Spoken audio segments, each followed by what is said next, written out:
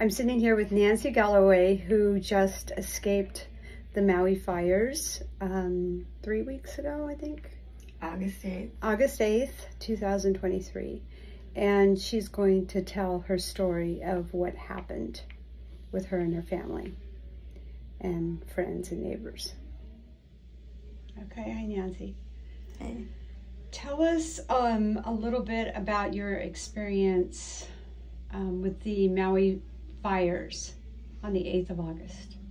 Okay, so the day before the fires, we got, it wasn't even an alert. They just, it was on the news. There's going to be a hurricane coming south of all the Hawaiian islands. So everyone just went, okay, that's, it's not going to hit the islands good, And I woke up in the middle of the night that night, and the trees were swaying all over the place, and I even thought the tree was going to fall down. It was a big mango tree. I thought it was going to hit our house, and so I thought, oh man. So I had made an appointment in Lahaina town. We lived in Lahaina up on the hill, but it's Lahaina town is where all the shops are and all that. And I thought I was going to go to my first dental appointment in the whole, time I've been there. And I was going to ride my e-bike or walk. And it was so windy, I knew I'd get blown off my e-bike. So I went, that's out. Well, I could probably walk. No. And my plan was to go to my dental appointment in Lahaina town and then spend the day in Lahaina and just kind of hang out and eat lunch there and all that stuff. So the power went out. The people, I called them and canceled because I was like, I'm not going to go in this wind. It was really, really windy. And so then they called and said, well, the power's out. So, well, eventually when the fire came, that whole building was leveled. So every place in Lahaina town was leveled. I think there's one house that made it in Lahaina town, which is the tourist place. The main center. Yeah. And my granddaughter's school burnt down right there. Anyway, what was the name? But they canceled school that day because the power went out. So they canceled school. So she wasn't even there during the fires. So I'm really grateful for that. She was in a private school. Yeah, Sacred Heart. She sometimes stays after school till 4 o'clock, and those fires would have made it down to her school by 3 o'clock. So, there's all these little things that helped us make it through. So, Strider was down there. My son Strider was down in Lahaina Luna, which was the first place the fire hit. He was at this person's house who, the guy upstairs from us was the landscaper and the caretaker of the property, and it was being remodeled, so there were no people there. But he and Benny, the guy upstairs, went down there to clean up the mess because the hurricane made a huge mess, and they went down to clean it up. So they stayed there till about 1, I think it was about 1 o'clock, and he left, and so they missed it, and that was the first place the fire came through, and it came through like a blowtorch. It wasn't a slow thing that happened. It was like boom. So anyway, he went up and got his son from preschool, and then he came back, and the neighbor that he had been working with said, hey, we need to go look and see what's going on with Lahaina. So, because there was smoke, you could see some smoke. So they went up on this bluff to look down into the town, and saw a couple houses burning. So he came back, and he said, Mom, he woke me up from a nap, and he said, Mom. What time is it this time? I don't know, maybe 4 or, I don't really know, 4 or 5. I don't. Wasn't there a fire that night or in the morning? No, there was a fire August 8th at 6 o'clock in the morning. Okay. It was a brush fire. Oh, okay. And it was contained, 100% contained by 9 o'clock in the morning. And so all the fire trucks left. There was a fire on the other side of the it takes an hour to get over there. It's on the other side of the island. So they went, and then something happened. I don't know. From between 9 and 3, something happened. And I'm not really positive about the exact times. I'm not. Okay. Someone could correct me. It's fine. But that's what I know. So when he woke me up, he said, just get essentials. We're gonna evacuate. And I said, okay. And so I just got my son's picture and some books and, you know, a couple of things of clothing and in a little, like a grocery bag, one of those plastic ones that you buy, you know, one of those. And that was what I took. And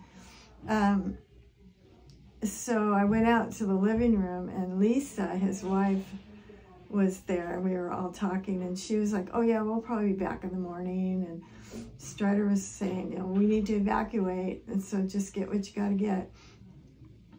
But it didn't seem like any danger imminently at that point. He was very serious. So they had a fire in 2018 that did come down to their neighborhood, but it was like a couple streets over from where he lived. So he was concerned. Yeah. He wasn't, because he had actually seen houses burning. So he knew. And the winds were still going. Yeah. So that means, yeah. So he goes, we're going to evacuate now. So, and I said, I remember saying, well, don't people go running down the street with their megaphones and saying, evacuate now? And he just said, Mom, we're evacuating now. Okay. And so he's very firm. So because we were a lot of their friends didn't evacuate for a couple hours. And because we were evacuating at that time, we didn't have any problem with traffic, nothing. It wasn't that gridlock that was down in town. It was the highway. Their street goes right down to the highway. So we went, I said, where are we going? And he goes, we're going up north. We'll be safe up north. And so he said, we could either go here or there. And so we went up to they rented the house. And so we went up to his landlord's house. And there was, we drove up, and Strider goes, are you taking in refugees? He just was so open-hearted, said, come on. And he actually put us up in his office, which had a bed, had a little kitchenette, had a bathroom with a tub and a shower. And then it had a big long couch, which was where I slept. And then they brought in a cot for one of the kids. And 2 kids, right? Yeah, there's 2 kids, 4 and 8. And then Lisa, his wife, and he and I, and I've been living with them for about almost a year. So I was glad that we were all, once we got up there north, we were the first ones up there, and a couple of other families came later. But we were so grateful that we made it alive. You know, it's like, we're alive, there's people here, they have food. The power was out. The power was out everywhere the whole day. And then up there, even the rest of, you know, for 4 days, we had no power. Strider thankfully grabbed his generator. So we had a generator, and then the guy that owned the property had a generator. So we were doing okay up there, you know, but we didn't get any texting. Oh, I would get texts, but I couldn't get texts out. So nobody knew how we were doing. And for like 3 or 4 days, but we couldn't get Facebook. We didn't have Wi-Fi, no telephone, nothing. We're off the grid, just the generator. That was it. And so it was like you're kind of in a bubble, you know, like these people were really nice. We had good conversations. Did you say you knew them? Or did you just go? Strider knew a them. lot, all of them. Oh, okay. Yeah, so I think I was just meeting people, actually. But one of the people that lived up there, they met Strider in Santa Cruz back in, like, when Strider was 24, the day before he moved to Maui. Well, they ended up coming over there, so that was kind of cool. And she's a teacher at my granddaughter's school. She's an art teacher, which is what I retired as. So there's some good people. All the people up there were really good, but it was just like the only way we got communication was if someone drove up there and brought information. So the next day, Strider tried to go down to the house, not knowing not knowing anything. And the people that lived right next to Strider, they were firefighters, and they lost their home to the ground. Nothing. I saw pictures of it. They told Strider that they lost their home and that he lost his home too. And so he came back and he was walking up towards me, and I was looking at him and go, because he was going to tell us, they wouldn't let him in there, so he didn't know. He was up above Kanapali and was, couldn't even see where the house was. This is a huge neighborhood. I don't even know how many square miles. It's huge. I would guess two square miles of homes. And there was probably just 5 of them standing, and one of them was ours. And because that day we thought we lost our home and everything gone, and my original artwork. The artwork? Everything. I brought all my favorite things to Maui, and 3 big suitcases, so I got a lot of stuff, and all my new clothes that I bought, because I thought, I'll just buy new clothes in Maui, So, anyway. How did everybody react? Oh, we were just like, I was surprised, well, just kind of stunned, shocked. I reacted really well. I remember when he said that, our home is gone, I just went, okay, well, I can, I had all this art equipment and stuff, I can, there's some things I cannot replace, but I have pictures of some of this stuff, so I had that. And I just started thinking, I can get stuff from Amazon. I can, all the art stuff I can get. And I wasn't freaking out or anything. I was just like, okay, acceptance, had heavy acceptance. And then I just didn't think about it. I kept thinking, well, we're alive. You can't take it with you anyway, so. Thank God for Strider. Yeah, he's my hero. Yeah, definitely. He's a hero. So the next day, after that, then that night, Benny, the guy that lived upstairs, came up, and he said, the house is standing. And we were just like, oh my God, not knowing that the neighborhood looked like a war zone. Every house around us, every single house around us was burnt down to the ground. And this fire, you could see in pictures of the fire coming up to this short stone wall that was the backyard, and you could see the charred on the wall, but that was it. Nothing. And all the houses around were all the houses gone. around. But we were also next door to a county park that was a baseball field, and they kept really good care of it, so we don't know if that helped or not. But they had there's a bathroom there, and it's all wood. I don't know why, Did that burn? No, nothing. So anyway, we were glad that the house didn't burn out. We could go get our possessions. But the day after that, Strider tried getting in, and they had the military, they had police, and you couldn't get in. And he said that he's in this big truck. I don't know how he did this, but the cop was talking to someone else, and he just drove through. And he meant they were arresting people for that, but he didn't get arrested. And being his mom, I told him, hey, Strider, you should be careful. They're gonna, But he got a couple of things. He brought clothes, of course, that probably I wouldn't have picked, but he's a guy, It was funny. But so anyway, so we were up there in that place, the house that we stayed at is huge. It's like 4 or 5 acres. Beautiful place. What is this certain near Napili and Kahului. And so then it was time to leave, and I mean, probably could have stayed there longer, but we just thought, okay, it's time to leave. And my stepdaughter lived on the other side of the island, and they were pretty safe up there, although they got evacuated on August 8th for a fire up in Kula, which is near Makawa. That's where they live, Makawa. And, but they opened their home. They had an ohana, and their home is beautiful. They're on a couple acres, and they had a protea farm. Protea, one of those. Tomato. Anyway, they lost their farm from the hurricane, and the fires were kind of behind them.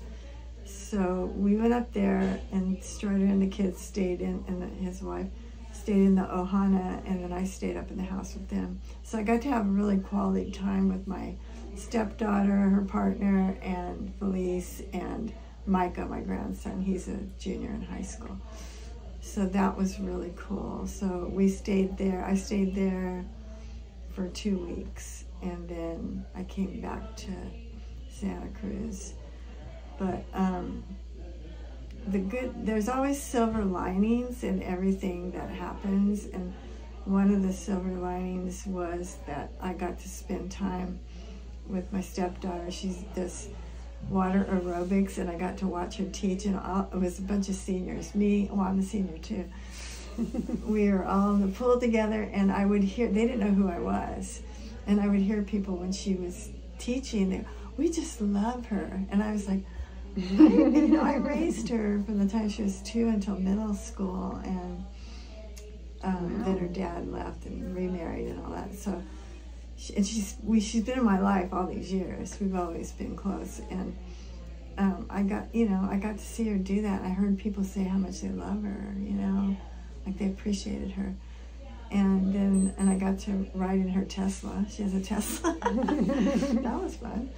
And then my grandson is a runner. He's rated the first in Maui for high school boys, and he's incredible. I got to see him race. It was a what do you call it when you hand off? Relay. Yeah, relay race. And he was the pickup guy.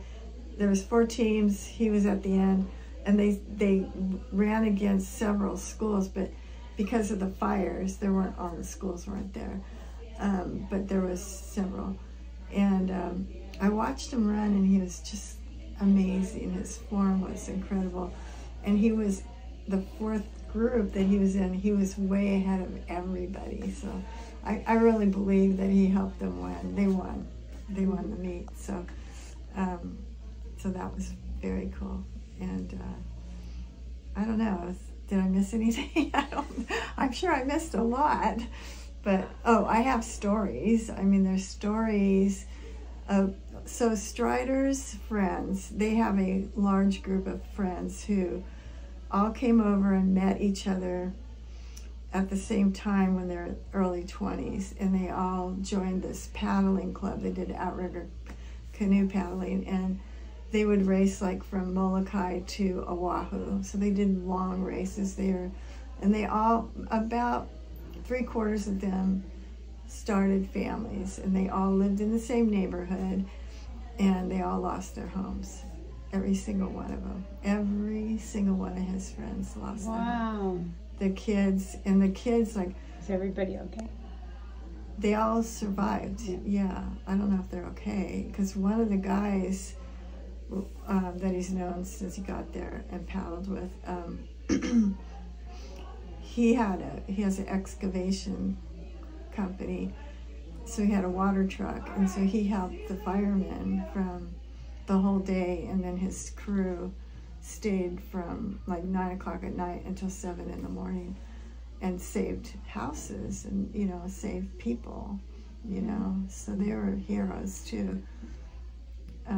Were there did you see a lot of fire engines or firefighters? Well, we did. I mean, I didn't hear them. It's kind of weird. We didn't. So Maui has a tsunami siren system, and they also have a siren system for disasters, and that didn't happen. They didn't go off for whatever. They're still investigating, so I don't know. No phone calls, nobody going up and down the streets? No. In the whole town? No. But one of the guys that I saw an interview of, Strider's friend that lived up the hill from him, he said, then they didn't get out of there till 9 o'clock at night, so he said that someone did come and tell him to leave. But Okay. we left at 7, so no one was doing that then. Right. And houses were burning, you know, it's like not in that neighborhood, but down in Lahaina Luna.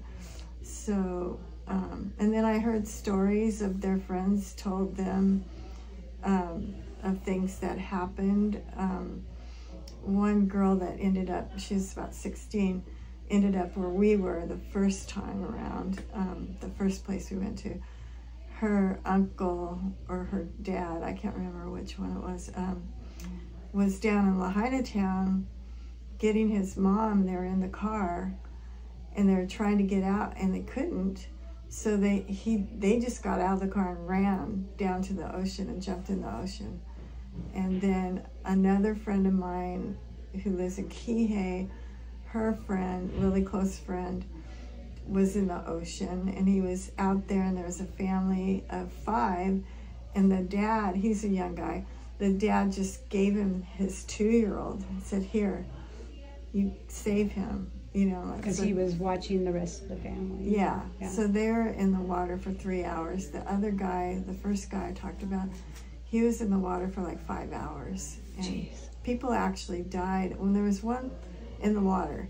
So I saw a video of it and there was black smoke while people were jumping in the water and there was embers coming at them. So people's hair were getting embers and they couldn't breathe, I would imagine. they couldn't, they had to put their t-shirts or whatever they had, you know, put it up to their face. There's not a lot of mask wearing in Maui at that time, so and then one of their friends just bought a condo in Lahaina town, and like a month or 2 before, and they have a boat that they had a sailboat that they were going around the world in at one point, and where it was docked right there at the harbor, and they were just relaxing. You know, it was a nice day until a certain period of time, and then they saw the flames, and they jumped out of the boat. They had bicycles there. So they jumped on their bikes so they could go up on the sidewalk and around all the cars. And they got out of there, but on the way, she's a nurse, on the way, they saw people burning in their cars. So for some reason, I keep getting in my mind, just hearing that story, I can see it like a movie, you know, it's like, and then, so those are some of the stories. Burning alive. Yes, Yeah. they were. Yeah. Wow. Yep. So awful. So apparently the count, I don't even know today, I haven't looked, but it's like 115 or 16 that they have gotten the bodies. Identified. No, not all of them are identified. Oh. They're only 50% identified.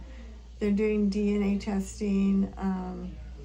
People have there's a big list of people that were missing, and one morning I woke up, I said, oh, you know, I should look on the internet. There might be an alphabetical list of people that are missing. Well, I found it, and there was. It was a person that did it, was like a regular Maui Lahaina person, not anybody, you know, formal. So they put it up. There was. It made the list. She made it. It was like a Excel, you know, graph. So I saw my son's name on the list. So someone had reported him missing, and I don't know who did it because it wasn't my stepdaughter. Because people were trying to call us and couldn't get through for 4 days, so they just put him on the list. And yeah, so it was weird seeing my son's name on the list. But the list, there's 5,000 people on the list. Because I went down to the end of it. I went, how many people are on this list? Because a lot of them would say found, missing, found, you know, like that.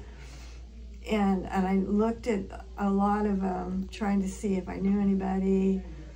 You know, you just do that, you know. So the next to my son's name was my stepdaughter's name. And she was the one who reported him, and then also I don't know, she doesn't know who reported him. I'm sorry. She doesn't know who reported him. She's the one who reported that he was okay. So, and it said, Strider, Lisa, that's his wife, Nancy, and the kids are fine. They're okay.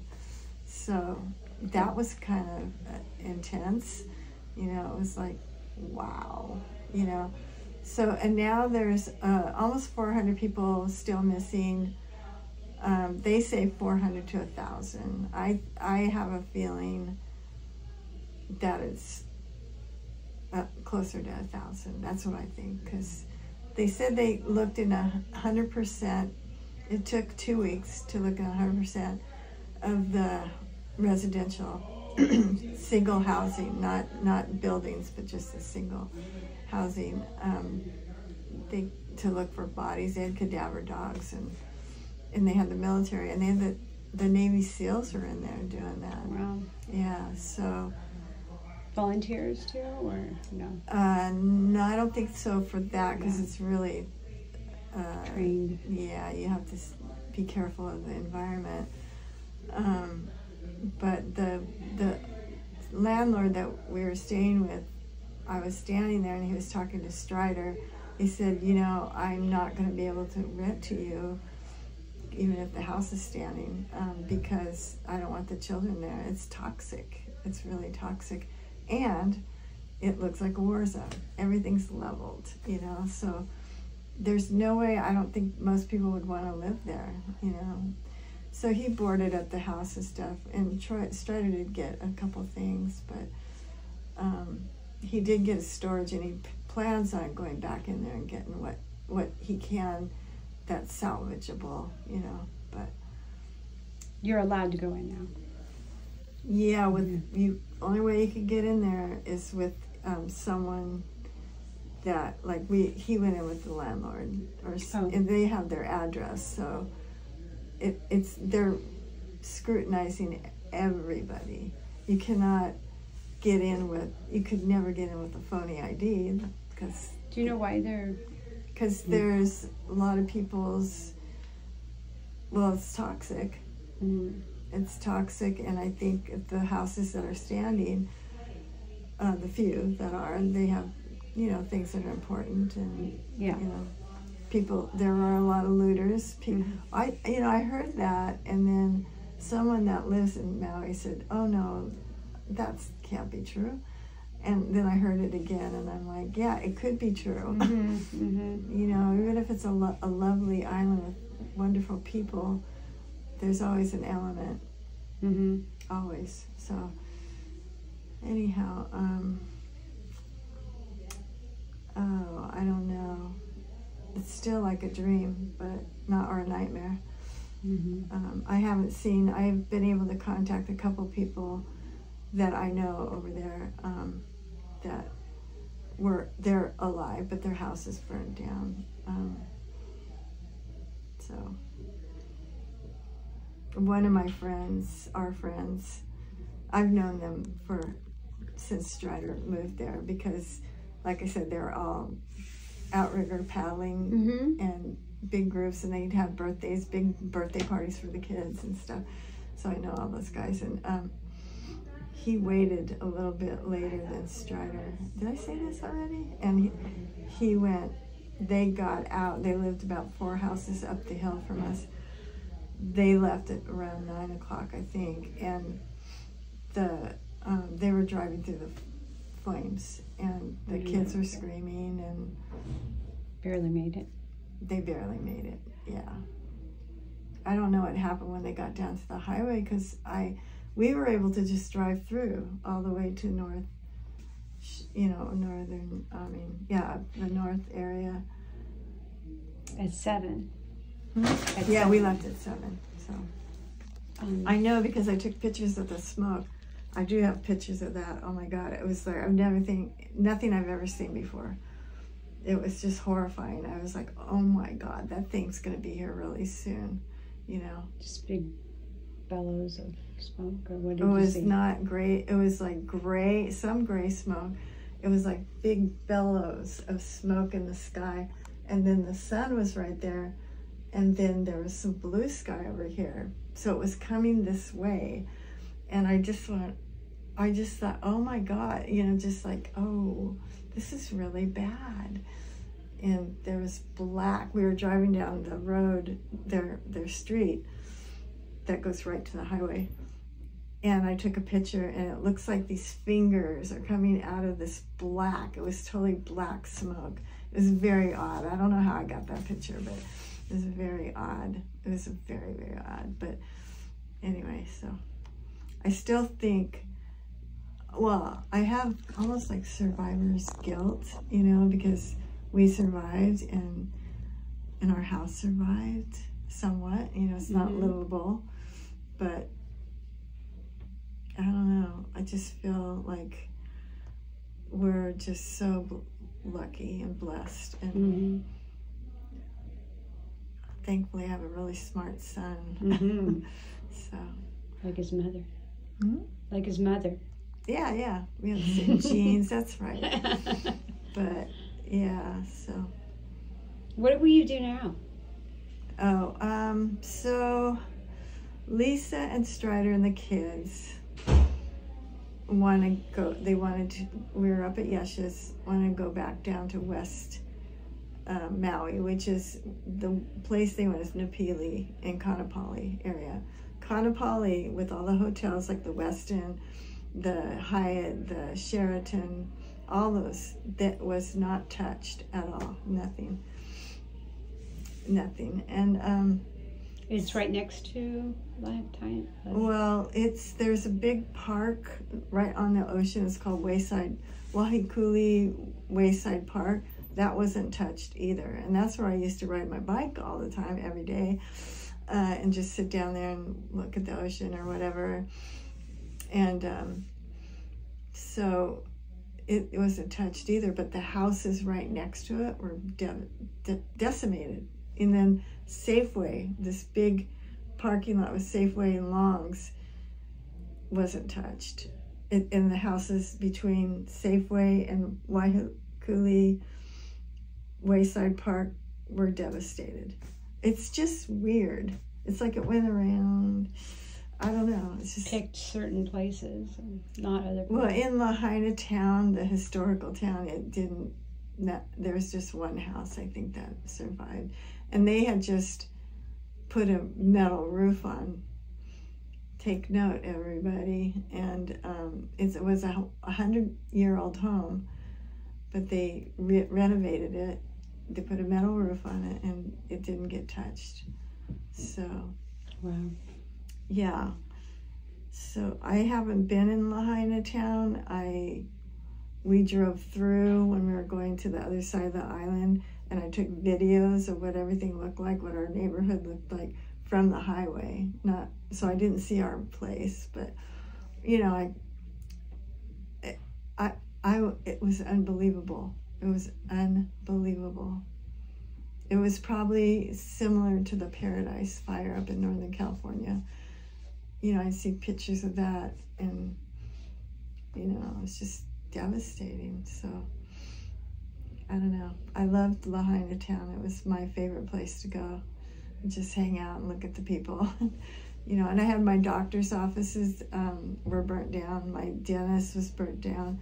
So that's where any kind of doctor's offices that I could get in Lahaina, I'd go there. But some of them are on the other side of I know you asked me, what am I going to do now? Will you go back to Maui? I am going back to Maui. There's a lot of plan A, B, and C for me and my son and his family. I told them, you know, go, just because the pickings are slim to find a house to rent, or because they're still renting. I came over with some money to do a down payment to do that, but that hasn't worked out yet. So, so they actually found a place. It's only 2 bedrooms, and I told them, just find your family a place, and then I'll figure it out. Don't worry for me. So I'm not going to live with them. But I was kind of, our plan was to buy a house, and they would be in the house, and then I would have a tiny home in the backyard, or one of those units in the backyard. What's that called in Hawaii? Little Ohana. Ohana. Yeah, it was Ohana, means family. that was my ideal and my dream, you know, and that was my vision. And so they got a place, they actually got a lease on it, and it's only 2 bedrooms. So I'm gonna stay with one of my friends up in Haiku. She went to kindergarten with me, and we've been friends, and nice. So I'm gonna stay with her and then figure it out. I mean, I'm working with FEMA. Even if you're a renter, you can do that. If you have renter's insurance, you can either take one. They won't do both of them. You have to take one or the other. But it's a bureaucracy. It's, you know, red tape, you know. Has it been difficult or easy to work with FEMA? For myself personally, I did it over the phone, and my stepdaughter talked to the guy the whole time, and I would tell her answers. And so it was fairly easy. The fires, what happened in Lahaina affects everyone on the islands, and the Kula fire as well. It affects everyone because, you know, it's a small community of people that know each other. And anyway, so the clinic I was going to for my primary care burnt down. Just called you. Yeah, I just found my nutritionist was there. I mean, that's where I would meet her there. She just told me that it burnt down. So. Oh shit, that's terrible. So for sure. You know. Well, we have to wrap it up right now, but I just wanted to thank you so much for talking with me and sharing your experience of what happened. Okay. Thank you. And you have a wonderful family, and yeah, your son. I think it's just going to keep hitting me. Yeah. About how we're so lucky to be alive. Mm-hmm. We're so blessed, you know. Mm-hmm. Yeah. Yeah. Everybody is that made it. Yeah. Very. Absolutely. Terrible. Thank you so much. Okay. All right. Bye.